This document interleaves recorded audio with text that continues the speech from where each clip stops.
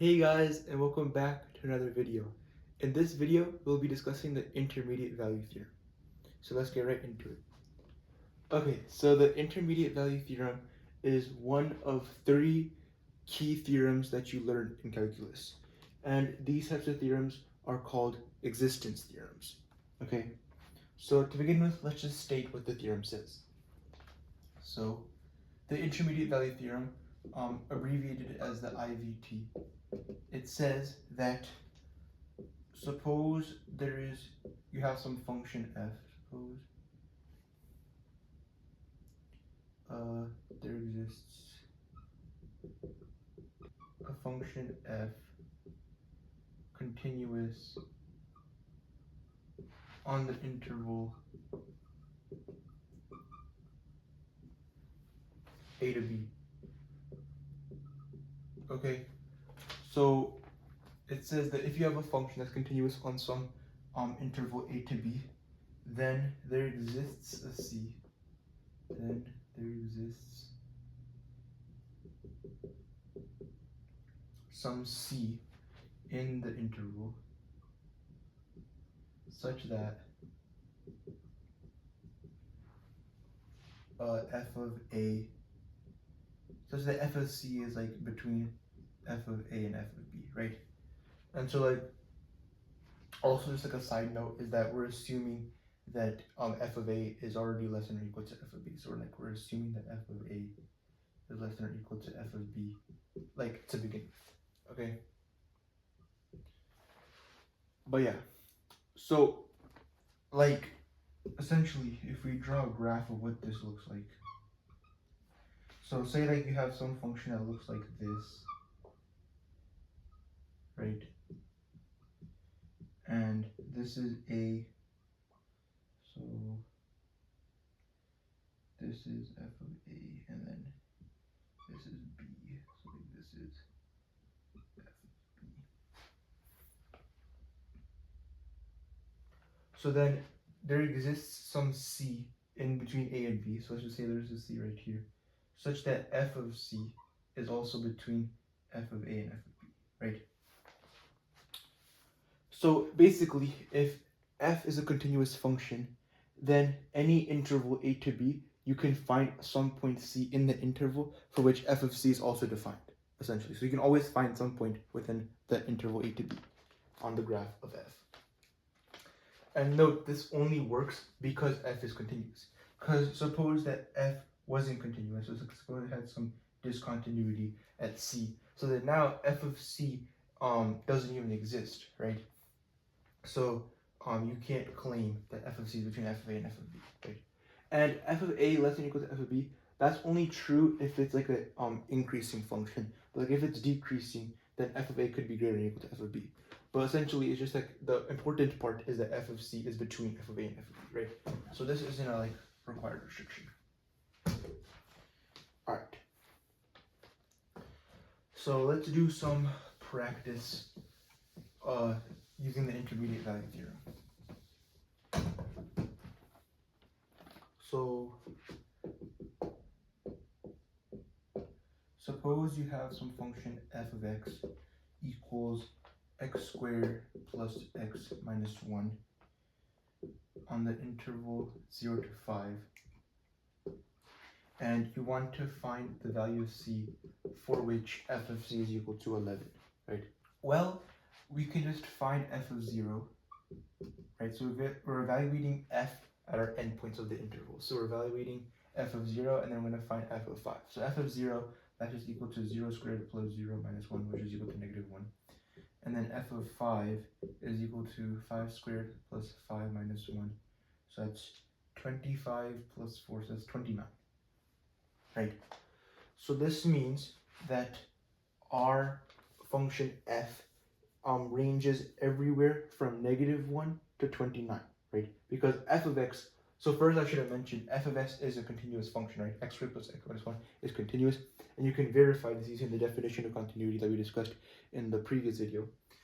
But f is continuous, so therefore every value between negative 1 and 29 is hit essentially by some x value, right? So therefore since 11 is between -1 and 29, this means that there exists some c,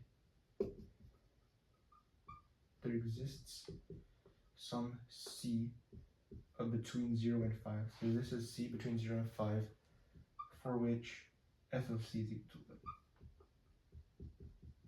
Right? So basically, it's like the graph would look something like this. Actually, something like this, right? So it's going all the way from -1 to like 29. So that means like somewhere in between here, there's 11.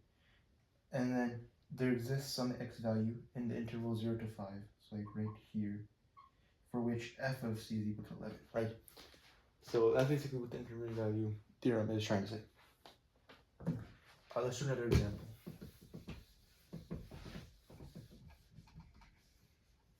So now let's say we have some function h of x equals x squared plus x all over x minus 1 on the interval 5/2 to 4. And we want to see, does there exist a c in this interval for which h of c is equal to 6? So again, we can evaluate h at our endpoints. So h of 5/2 is equal to 5/2 squared plus 5/2 over 5/2 minus 1. So this is equal to, so 5/2 squared is 25/4 plus 5/2. So that is 10/4 and then all over 3/2.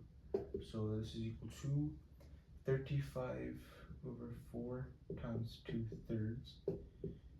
So you get 35/6. Okay? And then h of 4, that's equal to 4 squared plus 4 all over 4 minus 1. So that's 20/3.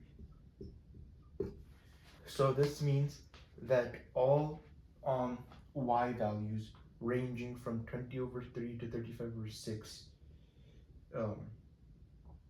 from 35/6 to 20/3, are mapped to by our function h in this interval.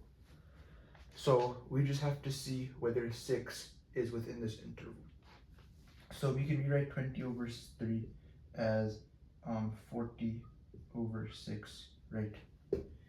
So the h of x is bounded between 40/6 and 35/6 whenever x is within this interval. Okay, so then 6 is equal to 36/6, and so that falls within this interval, right? So that means that there does exist some c in this interval. So there exists a c in the interval 5/2 to 4, for which h of c is equal to 6.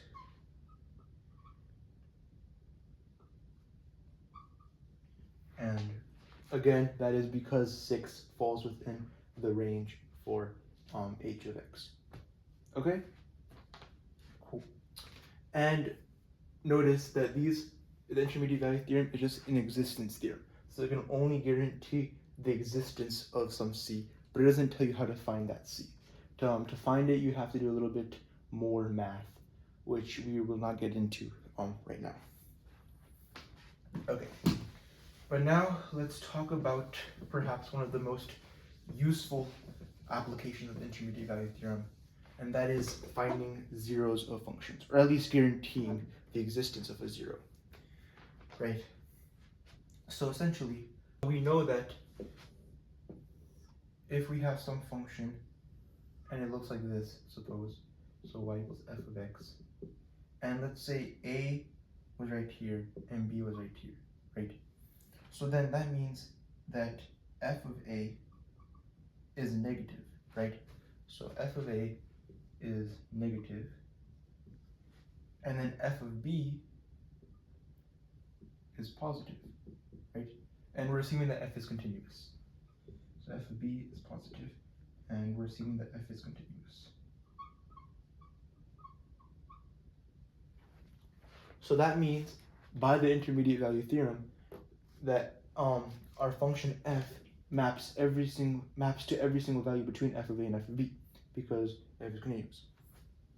So, and we can see that on the graph here, right? All of this is part of the graph of f. But the key thing that we have to realize here is that we're going from a negative value to a positive value, right? So that means that somewhere along the way, we must have hit 0. Like we must have hit the x-axis, right? And so that means that our function attained a value of 0 at some c value. So this right here will be x equals c.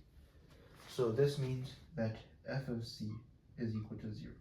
So that's how, like, in this way, we can use the intermediate value theorem to guarantee the existence of a 0. So then, in this case, c would be the 0 to our f. So let's do a little bit more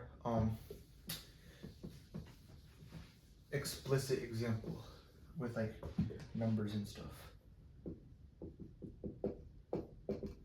So suppose I gave you some function g of x equals 2 cosine x minus 3x, and I'm interested in the interval from 0 to 1, right? And I want to know, does g of x attain to 0 on this interval, right? So solving this by hand might be a little bit difficult, right? So like you have to like first you have to move it over, and then you're dealing with cosine and stuff. It's like not preferred. So instead, I just want to know, does there exist a 0 on this interval? Like that's more than enough for my purposes, right? So I can use the intermediate value theorem.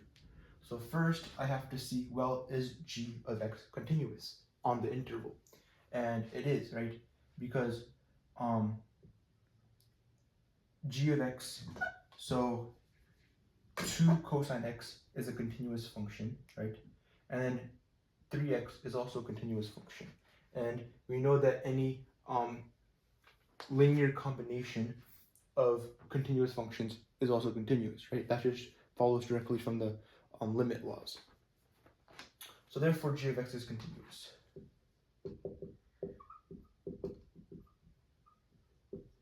Okay? So then let's evaluate g at our endpoints. So g of 0 is equal to 2 cosine of 0 minus 3 times 0, which is equal to 2.